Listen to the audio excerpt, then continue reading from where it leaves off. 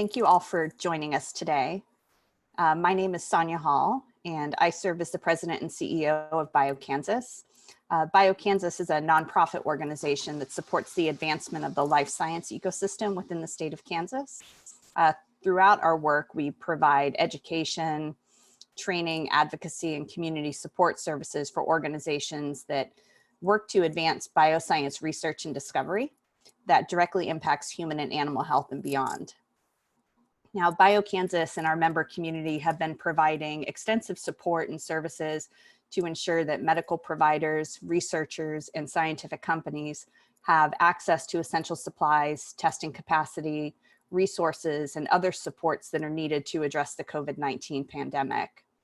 In alignment with these efforts, we're hosting this series of online webinars to provide information to businesses as they navigate reopening or expanding their operations after changes in state and local policy. The webinar today will be co-facilitated by myself and my BioKansas colleagues, Alex Irwin, our Director of Talent Development and Education, and Lynn Villafuerte, Director of Strategic Engagement. Today, you're going to hear from Medex, a BioKansas member company that has been supporting companies managing operations and employees in the presence of COVID-19. We're going to divide today's webinar into two parts. We'll begin with a presentation by Medex, followed by a question and answer session where the speakers will take questions directly from all of you. We do ask that you send your questions to the host using the chat function. You can include your name and organization if you'd like. And we also welcome you to specify which speaker you'd like to have answer your question. All participants that have registered and joined us today are going to remain muted throughout the presentation just to minimize disruptions. And with that, it's my pleasure that I introduce Sam Hafner, Scientific Account Manager for Medex. Awesome, Sonia. Thank you for the introduction there. Just like Sonia said, my name is Sam. I'm actually going to kick this off by starting the presentation, making sure I share that. So give me 1 second here while I get that pulled up.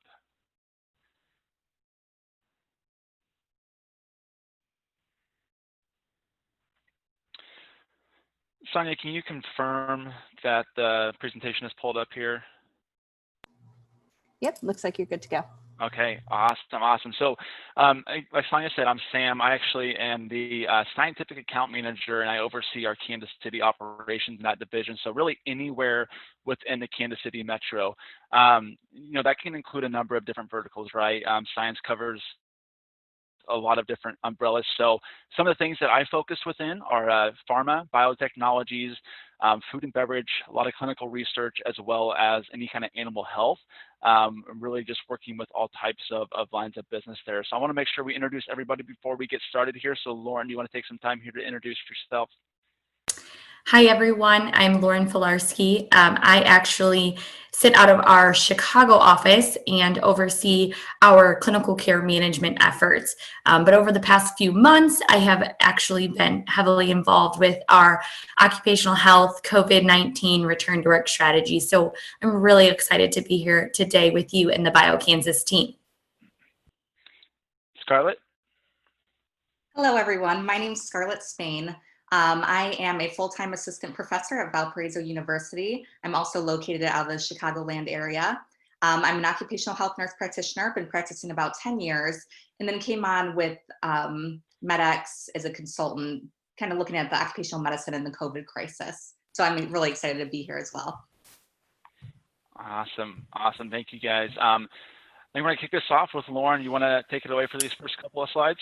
Absolutely. So Medex, we are a national workforce solutions organization. And over the past few months, we have been having countless discussions with both essential and non-essential employers of all sizes across multiple different industries regarding how to safely return to work and how to, protect and mitigate as much as possible by keeping their employees safe in the workplace. But before we dive in today, I do want to reiterate that by no means can any of us prevent COVID-19 from entering our workplaces. It is a communicable disease, and as we've learned, individuals could be a carrier of the virus and asymptomatic. So with that being said, please bear with me. I'm going to read through this disclaimer. So the information contained herein is for informational purposes only. While we are making efforts to ensure we are providing up-to-date information from publicly available resources as of the date of this webinar, all details on COVID-19, as well as health and public policy implications, should be addressed with the advice of an independent specialist. Next slide, please. So today we're going to walk through, the current state of the state in your respective areas within Kansas and Missouri. We're going to discuss some recommendations and best practices for a safe workplace and share with you some of the things employers can and are currently doing across the country. Again, please note that these recommendations and best practices we will discuss are coming from CDC and OSHA guidelines that are available as of today and will be cited throughout our slide deck.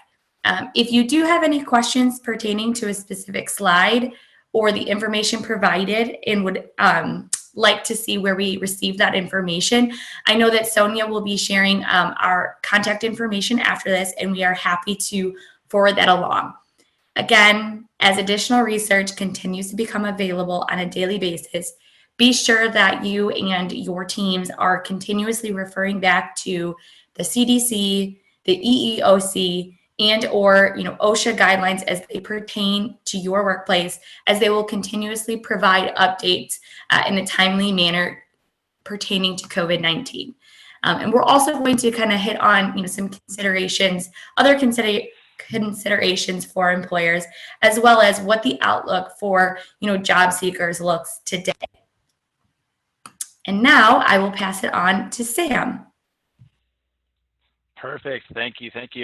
So we're going to start off here, like Lauren mentioned, with a lot of the state of the state or the government guidelines. Now, I'm sure that everyone has been keeping up with these. These are pretty cut and dry, so we'll keep this part short and sweet. But Kansas has rolled out 3 phases, so let's roll through those here real quick. So phase 1 that began on May 4th. So we've all talked about the gatherings of 10. No more than 10 are allowed.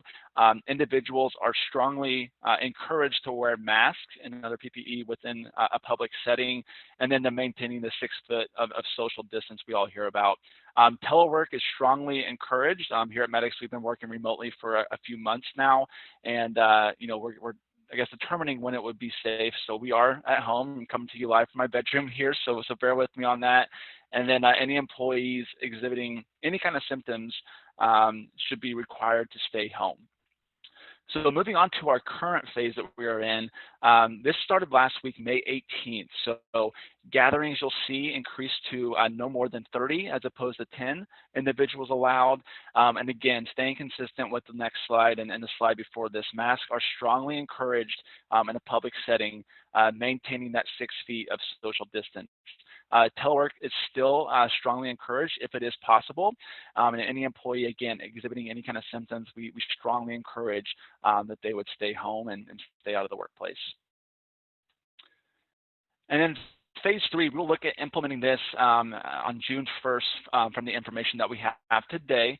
So you see a couple different changes here. We'll increase that number pretty significantly. Mass gatherings of no more than 90 individuals allowed. So 10 to 30 to 90 here coming on June 1st. Adhere to personal hygiene guidelines. You'll see that's a little bit different from the mask recommendations on the previous 2 slides. And then obviously remain home if you feel sick, right? If you have any kind of symptoms, please stay home to help control the spread of the disease. And then on-site staffing is unrestricted as of June 1st, according to these guidelines. So hopefully getting a step closer to normalcy here. For Missouri, other side of the state line here, you'll see here that these are pretty similar, obviously, right? So protective equipment, PPE, so gloves, masks, temperature checks, which we will touch on a little bit more in depth later on in the slide deck, testing, isolating, contact tracing. So contact tracing is something that we've actually seen a little bit more prevalent, a bigger trend here lately, working with other government organizations just to trace if someone does come back with a positive COVID-19 test, tracing who they've been in contact and advising them on any kind of next steps such as isolation. Sanitation, including disinfection of common high traffic areas. So when we look at that, the entrances that people are coming through, break rooms, bathrooms, any area with high frequency employee foot traffic, so to speak. So that could also include like a kitchen or a shared eating area. I know a lot of the organizations have those as well. And then we've also seen a couple, cases of rearranging the physical workplaces. I was actually just talking with one of my colleagues yesterday about how they are spacing out their cubes, making sure that they're able to maintain that 6 feet of distance that we're recommending on the previous slides. And this hits home for medics, especially minimizing any kind of business travel. I'm used to being on the road pretty often, and here in the last month or two, I haven't done any of that, right? So if it's not necessary, the government is recommending that we minimize any kind of business travel that is not, I guess, pertinent to the business operations. Also, what we've been seeing is just developing a plan, and we'll talk a little bit more about what those plans could look like. Preparedness, response plans include policies and procedures, and obviously that can differ from workplace to workplace, just depending on how you operate. And then contact tracing if an employee does test positive for COVID-19. Again, development and implementation, and communicate that plan to your employees and within the workplace. So encouraging telework, returning to work phases, split shifts. What we mean by that is simply just having individuals come in maybe in a staggered manner so that we're not, I guess, gathering or having a congregation of individuals at those entrances to kind of help limit the spread of COVID-19. That way we can kind of maintain that social distance and people are kind of tapering in throughout the morning so that we can safely, make sure we're monitoring that way. And then ensuring that the sick leave policies are flexible and consistent with the public health guidelines that you can find in a number of these resources. So obviously everyone has those guidelines around sick leave, but making sure that we're accepting any kind of modifications based on the government guidelines.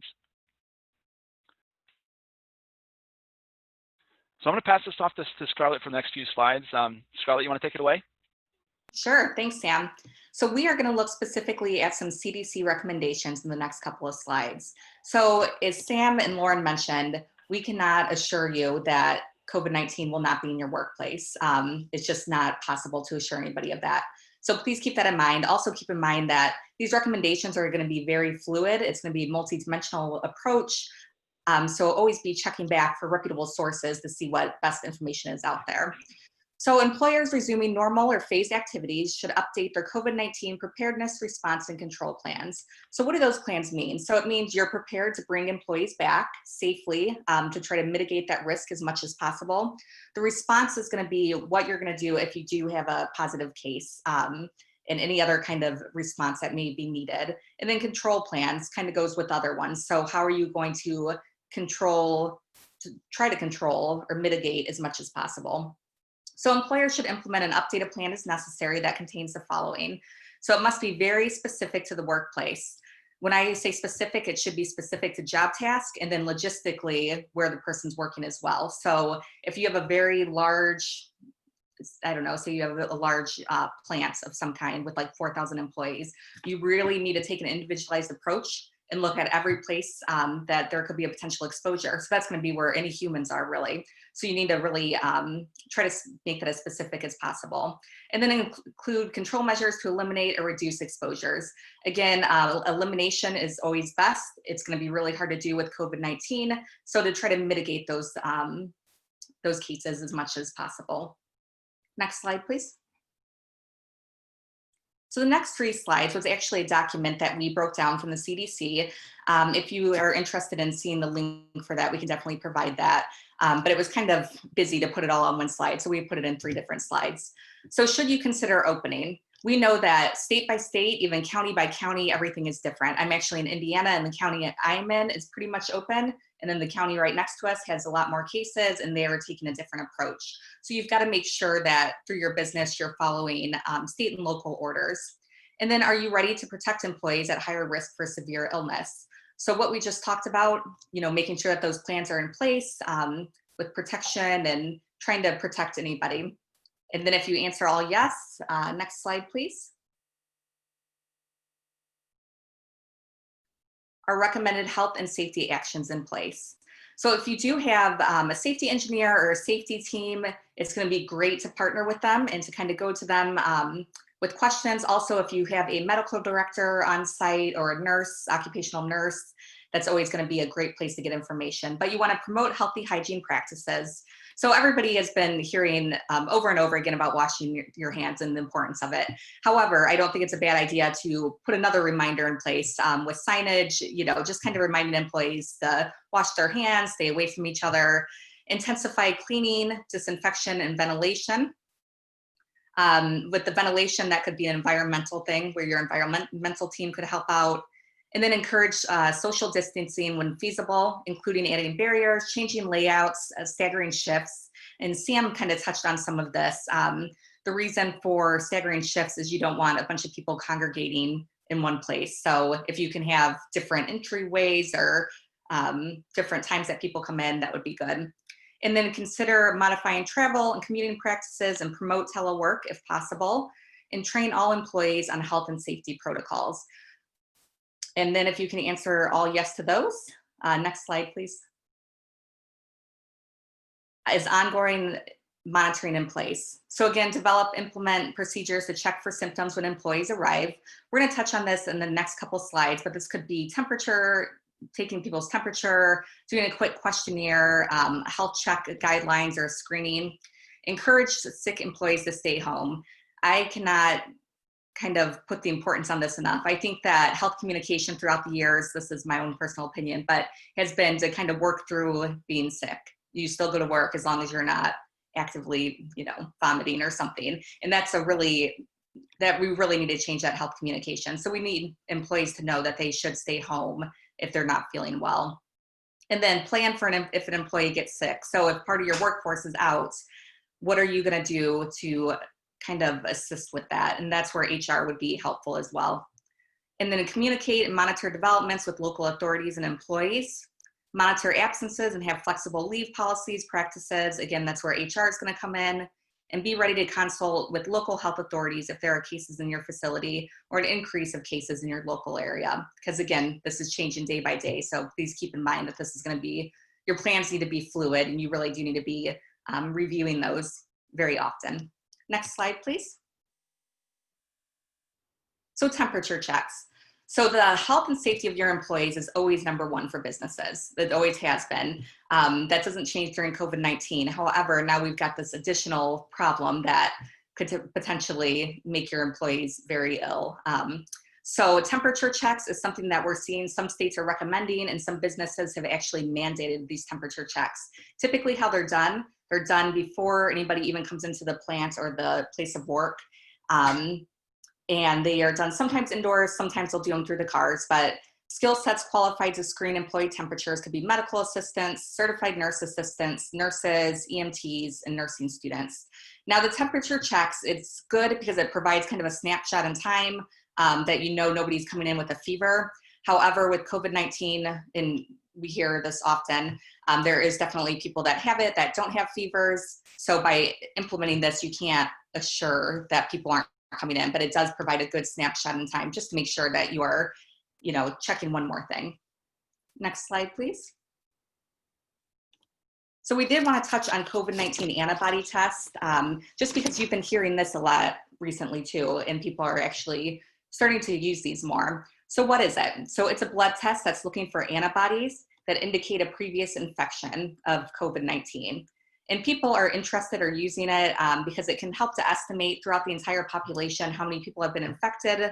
It's also good for research. They can see how it's spread throughout the population. And then what does it mean if you test positive? So it shows that you may have had COVID-19 or a similar virus if you test positive. The important thing with this, it's still unclear if you do have a positive antibody test. It's still unclear if that shows any kind of immunity for you or protection from you getting that again. And that's according to the CDC.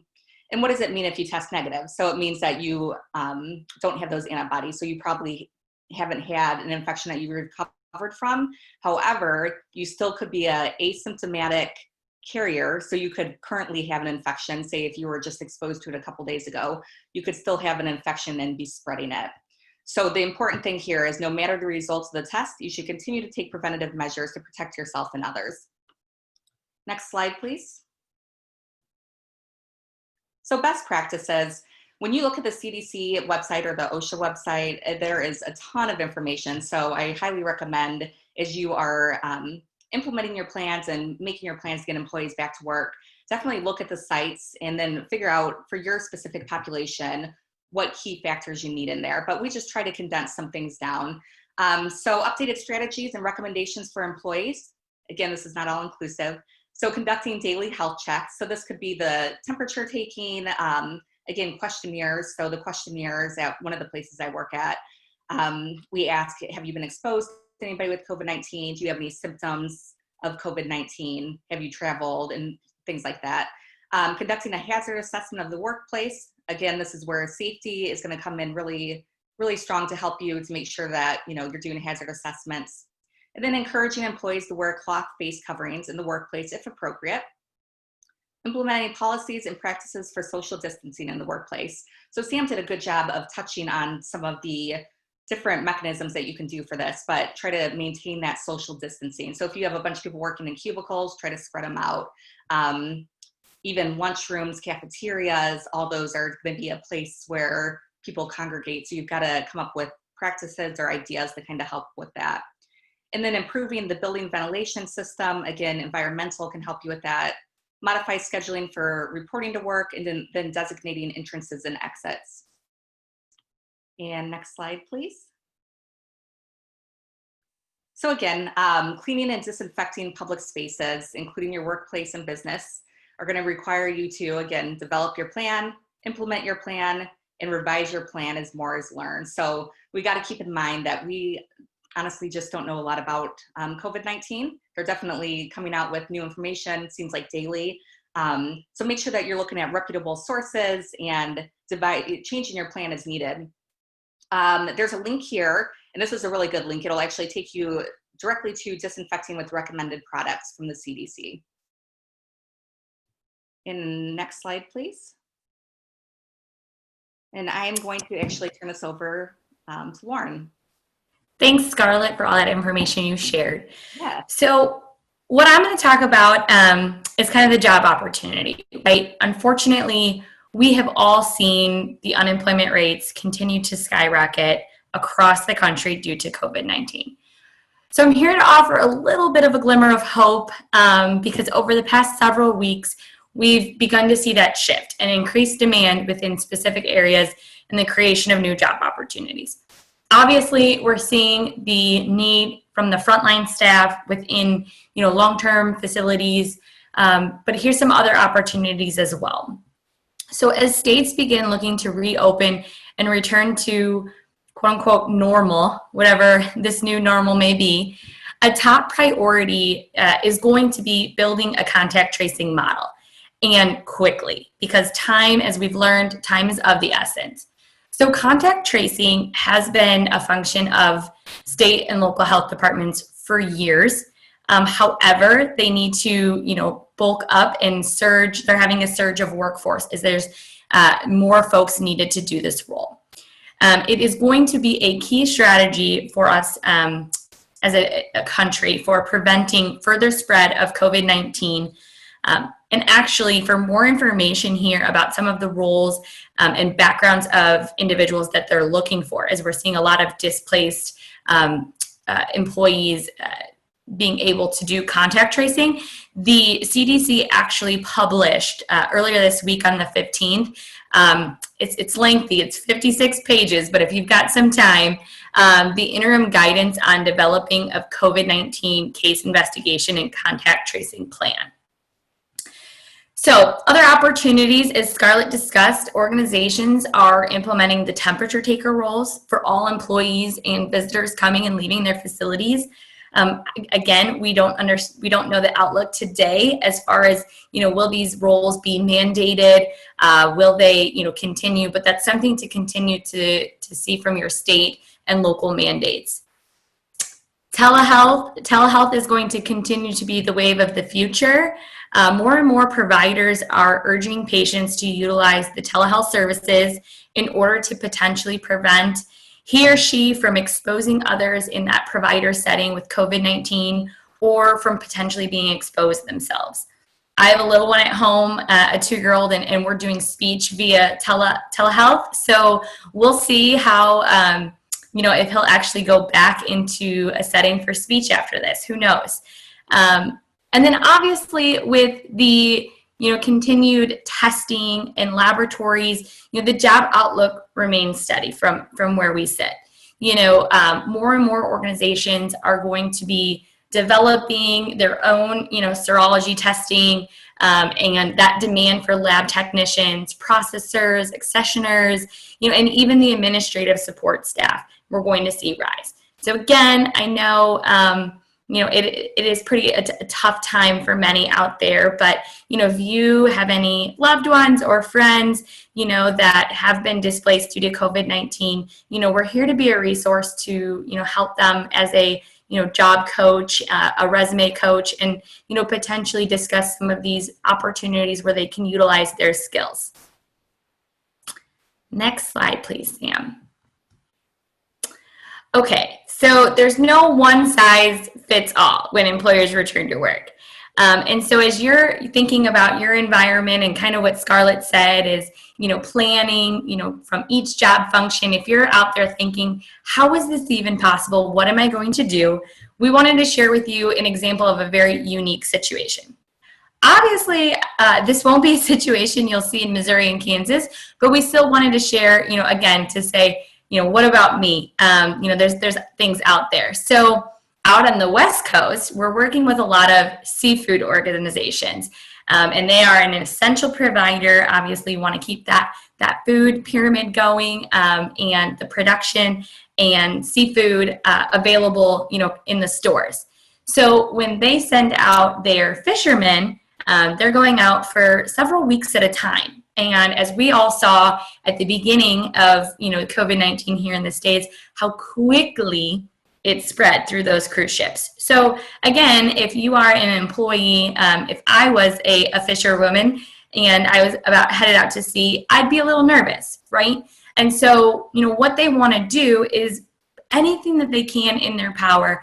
Again, they can't 100% prevent the COVID-19, from impacting their workforce, but we had the opportunity through a university out in Washington where we partnered with a lot of these seafood organizations to, conduct the antibody testing. That was something that they chose to do, but also do the nasal swab testing as well, to see, before anybody went out, did they currently have the virus, in case they would spread it to, their fellow shipmates.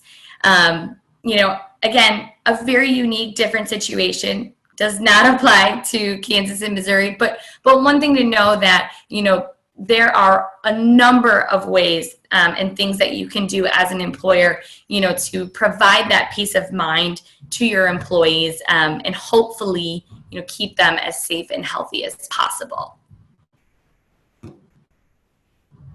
Next slide, please. Okay, perfect. Thank you, guys. Just a quick recap here on some of our key takeaways. Obviously, this situation is very fluid.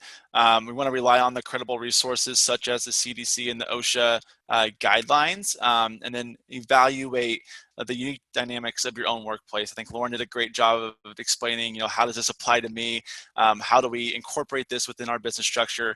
But again, everyone has those unique dynamics within their workplace, and just to evaluate using these guidelines, how you can get creative to create a safe environment to return. Obviously, employee safety is number one. We're prioritizing that and adapting to a changing hiring landscape. And then, the big thing here is we're going to get through this, right? It's a very, very fluid situation. We're learning more and more, and hopefully getting back to that quote unquote normalcy here very soon. So, I did want to say thank you, and again, provide all of our contact information. If you have any questions at all, please use this contact information to reach out. If you would like to access information such as the slide decks, email us individually or contact us, and we'll be sure to get that information to you.